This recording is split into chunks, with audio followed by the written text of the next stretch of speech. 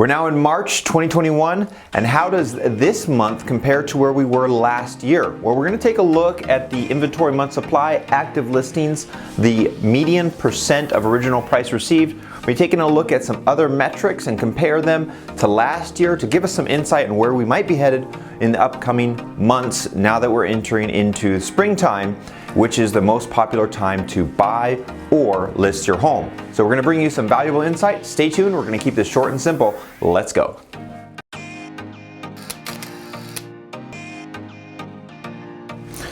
All right, so let's go ahead and start with some important things, new listings. That's going to be the first thing that we talk about. So as we can tell here on the whiteboard, and we'll pull it up on the screen, new listings in December we had 228 new listings. In January, 270, and in February 307, which is a trend that we'd expect. It is going up, which we've seen historically.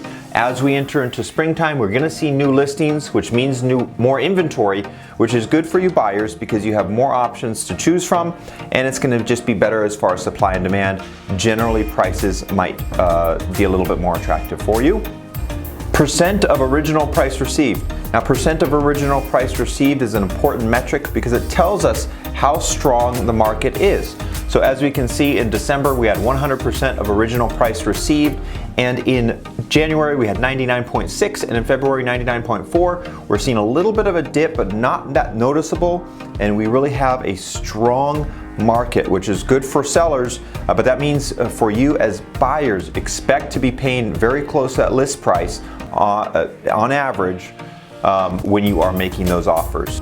Now, month supply is another important one. So what does month supply tell us? Well, month supply really simply tells us how strong the demand is and how you compare that to the supply. So the lower amount of month supply, that means that there is not enough inventory for those buyers out there. So December 1.6, January 1.3, February 1.3, and that time, or this time last year, December, January, February, we had quite a bit different. So let's go ahead and pull up that information for us to compare. We see here in our charts, we're going to pull up the inventory month supply, active listings, median percent of original price received, which is going to tell us that there's not a large supply and that it's being taken up by the demand. So we're seeing, like we saw last year in our update, that there's not a lot of active listings. We see it really decreased historically, the inventory decreased historically, and what that has done is it increased the median price received, and it's also increased the median price per square foot received, which is pushing up the median sales price. So as we can see in our chart, we take a look at that, and we'll pull it up on the screen. We've seen a big increase here, 2018 to 2021, where we're at right now, which is great for sellers, and it continuing the trend. It's going to be great for buyers. You buy right and take advantage of those low interest rates, which is another reason why it is pushing the prices up. You're seeing low interest rates, and which is going to make it easier for buyers to afford a home because they don't have to pay as much in interest.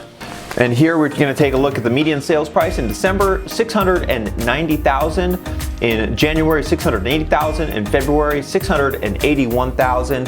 And we're going to compare that to this time last year. But as you can see here, we've seen a little bit of a decrease, which is good for you buyers out there, and I expect that there is going to be a little bit more of a decrease in the price per square foot, or the average or median price that you're expecting to pay as we enter into the springtime months, which historically brings us quite a bit more inventory, and then we've seen that historically. Now, we saw a little bit of a dip back in 2020 in the springtime, right when the coronavirus entered into our world, which made a lot of sellers, and I've talked about this before, hesitant to selling their home. Buyers weren't so eager to get out there as well, and so it really hit the real estate market at the least opportune time. But people were concerned about health, and they weren't sure what was going on, so it saw a reduction in inventory. Not as many listings reached the market, and so what that did is it decreased the supply, and then as we saw the demand increase as people moved away from the cities and the metro areas to places like here in the Central Coast, we saw that people were really interested in having some some land, having some property. And so we saw generally in those areas here where there's larger lots, we saw people coming from San Jose, we saw people coming from the LA County area and looking to purchase here because relatively to other metro areas in California, we're relatively inexpensive, and you can get a lot for your money here in San Luis Obispo County.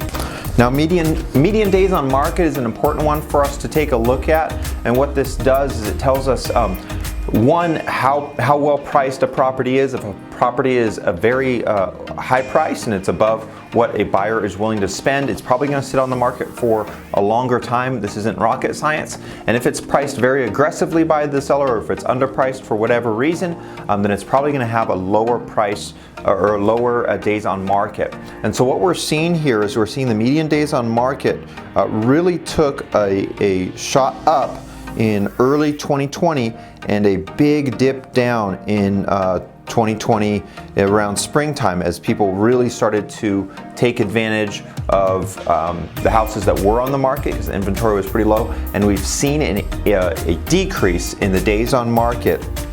So as a buyer, expect that a home is going to receive offers very quickly, and if you're a seller, understand that you're probably going to be able to sell your home very quickly for top dollar, and if you price it right and do the right marketing, under a week you're going to get a very good offer or multiple offers. Recently, actually, I just helped a buyer close on a property, and I think there are 5 or 6 other offers.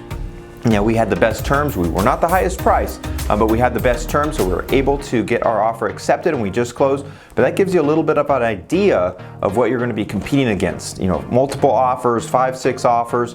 So really understanding that having that pre-approval letter, making sure that your finances are in line, and making sure that you write up an offer that's very attractive to the seller. And it doesn't always have to be the best price. Sometimes you can get in there with very good terms, and that's what we did with the one that we just closed on last week. And if you're a seller, make sure that you bring your house to the market and you present it in the best way possible. And I would consider also taking a few days off. Let's say you list it on a Thursday, maybe taking a few days off, going out of town, because you're going to have a lot of showings over a few days, and you're probably going to receive an offer right away. So keep that in mind. If you do your job as a seller, you're really going to have it's going to be a good time to sell. And so those are some helpful tips for you. All right, so I know that the numbers and the statistics aren't all that exciting. In my February update, we went over what I thought might be happening and what my suggestions would be, which are fairly simple. And I would say the same thing is true for February.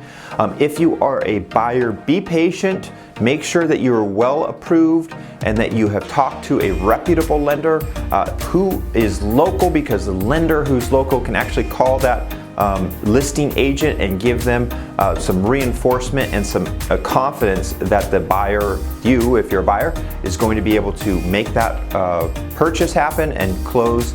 Because if you work with an out-of-town or an online lender, it's going to be a lot more difficult to get your offer received. It's not impossible, but that is a suggestion that I have. Work with a local lender. If you're a seller, again, I really suggest that you list your home sooner than later, because come springtime, which is going to be April, May, June, July, we're going to see a lot more inventory, I predict, as the coronavirus situation starts to dissipate, hopefully, right? And we get back to somewhat of a semblance of normality. And we're going to see a lot more houses on the market. With more supply means that there's more competition, and you may have to drop your price in order to get your home or property sold. Be patient if you're a buyer. Be pre-qualified, be pre-approved with a lender, and then also be ready to act quickly. And if you see a house come on the market, then go ahead and go see it, because you only have a few days to make that offer. And like I said, if you're a seller, sell before springtime, and that'll do you a lot of good. Bring your house to the market. We've got a seller's package. We'd be happy to present it to you if you'd like some pointers on how to prepare your house for the market. Now, if you have any questions, feel free to reach out to me. I'd be happy to help you out. and give you some pointers, and no obligation, but give me a chance to present what we have to offer as a brokerage. And I would be happy to help you out in the purchase or the sale of your home here on the Central Coast. And with that, let's go ahead and get into the home spotlight. Let's take a look at a couple of homes that are here on the Central Coast that I think are really cool and nice. Let's go ahead and take a look at those.